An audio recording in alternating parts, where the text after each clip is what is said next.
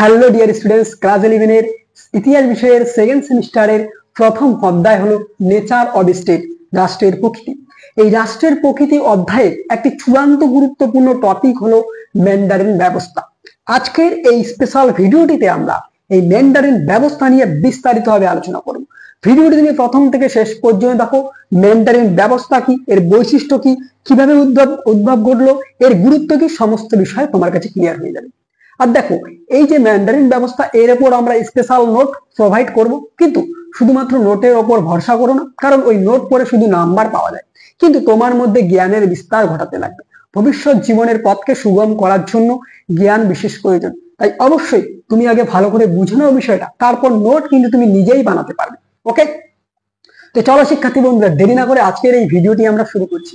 দেখো, এই চীনে ম্যান্ডারিন হঠাৎ কিভাবে আসলো, এর ব্যাপার কি বা এর প্রসঙ্গ কি। সবার প্রথমে আমরা আসি প্রাচীন কালে বিশ্বের বিভিন্ন দেশে প্রশাসনিক বা সাংগঠনিক কাঠামো পরিচালনা করার জন্য বা শাসন ব্যবস্থা পরিচালনা করার জন্য বিভিন্ন ধরনের কেন্দ্রীয় সংগঠন গড়ে উঠেছিল।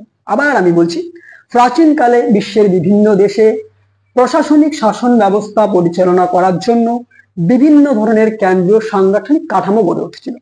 এই কেন্দ্রীয় সাংগঠনিক কাঠামোগুলো বিভিন্ন দেশে বিভিন্ন নামে পরিচিত। যেমন চীন দেশে ম্যান্ডারিন, পারস্যে স্যাট্রাপ, বোঝা গেছে। ঠিক ভারতবর্ষের ইতিহাসে আমরা দুটো কথা পাবো বা দুইটি ব্যবস্থা পাবো। এক কি, সুলতানি আমলে একদম সহজ, আশা করি জানো সকলে, ইকতাদার ব্যবস্থা। মুঘল আমলে মনসবদারি প্রথা। এই চারটি যে প্রশাসনিক সাংগঠনিক কাঠামো রয়েছে বা প্রশাসনিক যন্ত্র রয়েছে, এই চারটি যদি তুমি কমপ্লিট করো, তাহলে কিন্তু তোমার প্রশাসনিক সাংগঠনিক কাঠামো কমপ্লিট। বোঝা গেছে। এবার দেখো, প্রথমে আমরা আসি এই চীনে ম্যান্ডারিন ব্যবস্থা, এটার উদ্ভব কিভাবে ঘটলো। দেখো, চীনে এই ম্যান্ডারিন ব্যবস্থা উদ্ভবের প্রসঙ্গে আমাদের সবার প্রথমে জানতে লাগবে যে চীনে ঝৌ বলে এক বংশ ছিল। সেই ঝৌ বংশ কি করলো, চীনে আমলাতন্ত্র নিয়োগ করলো। আচ্ছা, আমলাতন্ত্র কি? আমলাতন্ত্র হচ্ছে সরকারি কর্মচারী, সরকারি যারা বিভিন্ন প্রশাসনিক কাঠামোর দিক থেকে প্রধান। যেমন এক্সাম্পল, আমরা বর্তমান আমাদের দেশে রয়েছে আইএস, আইপিএস ইত্যাদি শ্রেণীর মানুষ। বোঝা গেছে।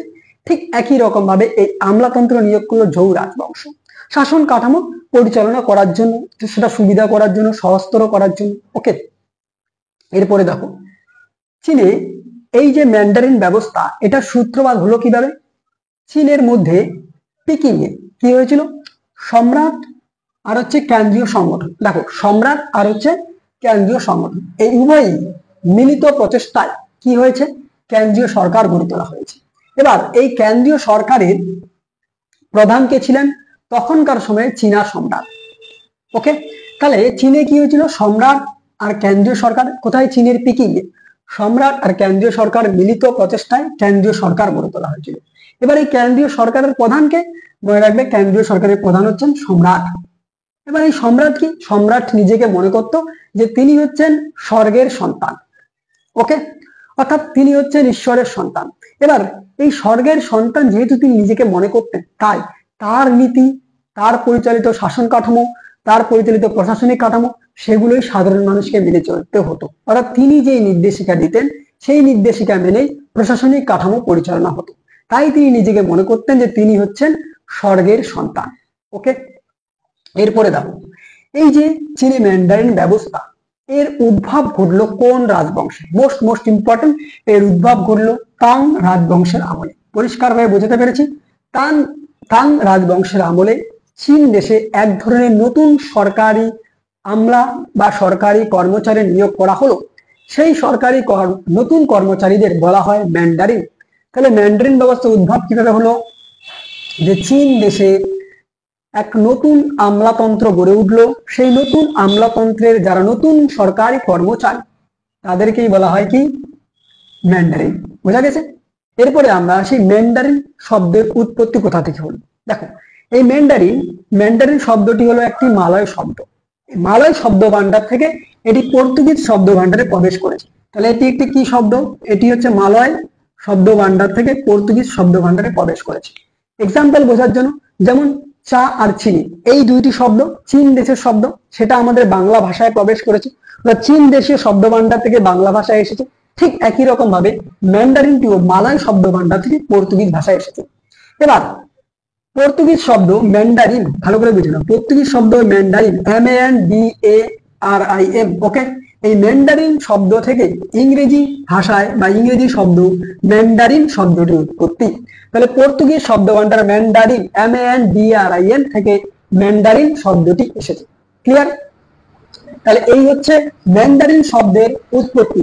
ওকে, এরপরে দেখো আধুনিক অর্থে বা বর্তমানে ম্যান্ডারিন বলতে চীন দেশে মূলত যে কোনো ধরনের সরকারি কর্মচারীকে বোঝানো হয়।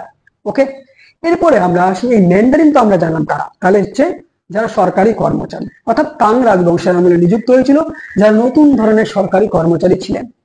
এবার দেখো এই ম্যান্ডারিন কিন্তু এমনিতে নিযুক্ত হতেন না।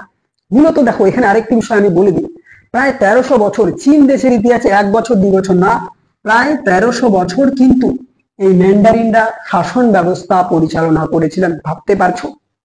দেখো এবার এই ম্যান্ডারিনদের কিভাবে নিয়োগ করা হবে। নাম্বার 1 পয়েন্ট, যোগ্যতা। তাদের কোয়ালিফিকেশন বা যোগ্যতা কিভাবে নির্বাচন করা হবে। দেখো চীন দেশে যারা পণ্ডিত বা সরকারি পণ্ডিত বা যারা হচ্ছে প্রশাসনিক দিক থেকে মহান পণ্ডিত, তারাই ম্যান্ডারিন। এবার তাদের কিন্তু যোগ্যতা এমনি যে কোনো প্রজা যে কোনো ধরনের মানুষ হতে পারতেন না। তার যোগ্যতা নির্ধারণের জন্য তাকে একটি কঠোর পরীক্ষা দিতে হবে। এই কঠোর পরীক্ষা কি? এই কঠোর পরীক্ষায় তোমার বিভিন্ন জ্ঞানের বিস্তার, তোমার বিভিন্ন জ্ঞান যাচাই করা হবে। অর্থাৎ তোমার প্রাচীনকালে চীন দেশের যে কনফুসিয়াস দর্শন বা আমরা জানি কনফুসিয়াসের যে বিভিন্ন যে নির্দেশিকা রয়েছে, সেই কনফুসিয়াস দর্শন সম্পর্কে তোমার জ্ঞান রয়েছে কিনা, প্রাচীন ঐতিহ্য সম্পর্কে জ্ঞান রয়েছে কিনা, কাব্য সাহিত্য সঙ্গীত বিভিন্ন বিষয়ে কিন্তু এই পরীক্ষায় তোমার যোগ্যতা যাচাই করা হবে। তাহলে এটা একটা চরমতম কঠোর পরীক্ষা। এই পরীক্ষায় যারা উত্তীর্ণ হতেন তারাই ম্যান্ডারিন পদে নিযুক্ত হতেন, এমনি কিন্তু হতেন না। এরপরে কি নিয়োগ আর পদচ্যুতি। দেখো এই পরীক্ষায় কিন্তু সবাই অংশগ্রহণ করতে পারতেন না। এই পরীক্ষার দরজা কিন্তু সবার জন্য খোলা ছিল না। চীনের যারা প্রজা ছিলেন অর্থাৎ একেবারে নিম্ন শ্রেণীর মানুষ, শ্রমিক, ধোপা, কারিগর, পাশাপাশি কি যারা জেল থেকে ফিরে আসতেন অর্থাৎ বন্দী বা জেলে বন্দী থাকতেন বা অপরাধী, তারা কিন্তু এই পরীক্ষায় অংশগ্রহণ করতে পারতেন না। এবার দেখো এই পরীক্ষা অর্থাৎ এই যে চীনের ম্যান্ডারিন ব্যবস্থা, এই ম্যান্ডারিন ব্যবস্থা কিন্তু মনে রাখবে মিং রাজবংশের আমলে একটু অবনতি হয়েছিল। কি রাজবংশ মিং? কেন অবনতি হয়েছিল বলে দিচ্ছি। কারণ মিং রাজবংশের আমলে সেখানে কিন্তু চীনা সম্রাটরা রাজতন্ত্রকে গুরুত্ব দিয়েছিল, অর্থাৎ তারা নিজেদের ইচ্ছা মতো স্বেচ্ছায় তারা শাসন করছিল, অর্থাৎ এক নায়ক তন্ত্রের উপর তারা বিশ্বাসী ছিল। এবার এই মিং রাজবংশের আমলে কি হলো, যারা ম্যান্ডারিন ছিলেন তাদের ক্ষমতা লোপ করা হয়েছিল। অর্থাৎ কিরকম ভাবে, তারা ইচ্ছা মতো যেই সমস্ত আমলাতন্ত্র বা যে সমস্ত ম্যান্ডারিনদের তাদের পছন্দ হতো না তাদেরকে সঙ্গে সঙ্গে পদ থেকে সরিয়ে দিতেন। পাশাপাশি কি চীনের যারা প্রধানমন্ত্রী পদে নিযুক্ত থাকতেন তাদেরকেও কিন্তু সরিয়ে দিতেন এই মিং রাজবংশের আমলে। তাহলে মিং রাজবংশের আমলে শাসনতান্ত্রিক দিক থেকে কিন্তু একটি চরম অরাজকতা বা একটা বিশৃঙ্খলতা তৈরি হয়েছিল। কারণ কি? কারণ যে কোনো আমলাকে তাদের পছন্দ হচ্ছে না তাদেরকে সরিয়ে দিচ্ছে, এমনকি প্রধানমন্ত্রীকেও তারা সরিয়ে দিতে পারছেন বা পদত্যাগ করিয়ে দিচ্ছেন। ওকে, এরপরে দেখো এই ম্যান্ডারিনদের কার্যাবলী কিছু, তারা কি কাজ করতেন, ভীষণ গুরুত্বপূর্ণ, মোস্ট ইম্পর্টেন্ট। দেখো ম্যান্ডারিনরা ভোর 5টার দিকে উঠতেন। ভোর 5টার দিকে উঠে তারা কঠোর পরিশ্রম করা শুরু করতেন। প্রশাসনিক কাঠামো নিয়ে তারা বিভিন্ন আলোচনা থেকে শুরু করে তাদের বিভিন্ন কর্মসূচি তারা করতেন। তাহলে তারা কিন্তু কঠোর পরিশ্রম করতেন, ভোর 5টার দিকে তারা বিছানা থেকে উঠতেন। ওকে, 2 রাজাকে সাহায্য। দেখো মূলত প্রথম দিকে মাঞ্চু রাজবংশের আমলে, কোন রাজবংশ? মাঞ্চু রাজবংশের আমলে ম্যান্ডারিনরা রাজাকে সাহায্য করতেন শাসন কার্য পরিচালনা করার জন্য। ক্লিয়ার? নেক্সট, অন্যান্য কাজ এছাড়াও তারা নিরাপত্তা, দেশ রক্ষা, ব্যবসা বাণিজ্য, মুদ্রার আদান প্রদান অর্থাৎ বিভিন্ন দিকগুলো তারা দেখাশোনা করতেন। ক্লিয়ার? আর কি তারা কাজ করতেন? দেখো আর কি পুরস্কার, যে সমস্ত ম্যান্ডারিন ছিলেন উচ্চ যোগ্যতা সম্পন্ন বা যাদের মেধার অত্যন্ত পরিচয় পাওয়া যেত তাদেরকে কিন্তু পুরস্কারও দেওয়া হতো। ক্লিয়ার? তো এই ছিল চীনের ম্যান্ডারিনের কার্যাবলী। এরপরে আমরা আসি নেক্সট বিভিন্ন স্তর। দেখো চীনের ম্যান্ডারিনদের বিভিন্ন স্তরের মধ্যে প্রথমে আমরা আসি মর্যাদা। দেখো চীনের ম্যান্ডারিনদের যথেষ্ট উঁচু মর্যাদায় বা উঁচু পদমর্যাদা রাখা হতো, তাদেরকে খুবই সম্মান করা হতো, তাদের খ্যাতি ছিল, তাদের নাম ছিল, যশ ছিল সেই সময়কালে। এবার কিং রাজবংশের আমলে, মনে রাখবে মোস্ট ইম্পর্টেন্ট, কিং রাজবংশের আমলে এই যে চীনের ম্যান্ডারিন ছিল তাদের মর্যাদা সব থেকে উঁচু পর্যায়ে ছিল, অর্থাৎ তাদেরকে অনেক উঁচু পর্যায়ে দেখা হতো কোন সময় গেলে কিং রাজবংশে, অর্থাৎ তাদের মর্যাদা বৃদ্ধি পেয়েছিল। নেক্সট কি, তাদের জীবনযাপন কেমন ছিল? দেখো তাদের জীবনযাপন ছিল একেবারে কি বলবো আড়ম্বরপূর্ণ, অর্থাৎ তারা একেবারে বিলাসবহুল জীবনযাপনে ব্যস্ত থাকতেন। তারা তাদের জীবনে চলাফেরার জন্য কোন রকম অভাব দেখা দিত না, তারা আলিশান জীবনযাপন করতেন, একেবারে বিলাসবহুল জীবনযাপন অভ্যস্ত। নেক্সট, উচ্চ পদস্থ। দেখো এই ম্যান্ডারিনদের মধ্যে যারা উচ্চ পদস্থ ম্যান্ডারিন ছিলেন তাদের কিন্তু সম্মানও ছিল যেমন একদিকে প্রধানমন্ত্রীর সমতুল্য, অর্থাৎ তাদের সম্মান ছিল যেরকম ভাবে একজন প্রধানমন্ত্রীর সম্মান ঠিক একই রকম ভাবে তাদেরও যে পদমর্যাদা সেটা প্রধানমন্ত্রীর সমতুল্য ছিল। পাশাপাশি কি তারা উন্নত ধরনের পোশাক পরিবহন করতেন, তাদের পোশাক ছিল অত্যন্ত দামি, পোশাকে বিভিন্ন কারুকার্য ছিল। এছাড়াও কি তাদের পোশাকের মধ্যে মহামূল্যবান ধাতুও আমরা পরিচয় পাই। তাদের টুপি ছিল মাথায়, সেই টুপিও কিন্তু একেবারে মহামূল্যবান রত্ন দিয়েও তৈরি হতো। আরেকটা কি, সাধারণ বা নিম্ন ম্যান্ডারিন। সাধারণ বা নিম্ন ম্যান্ডারিন কি, তাদের মূলত দেখো তাদেরও সম্মান কিন্তু অনেক উঁচু ছিল।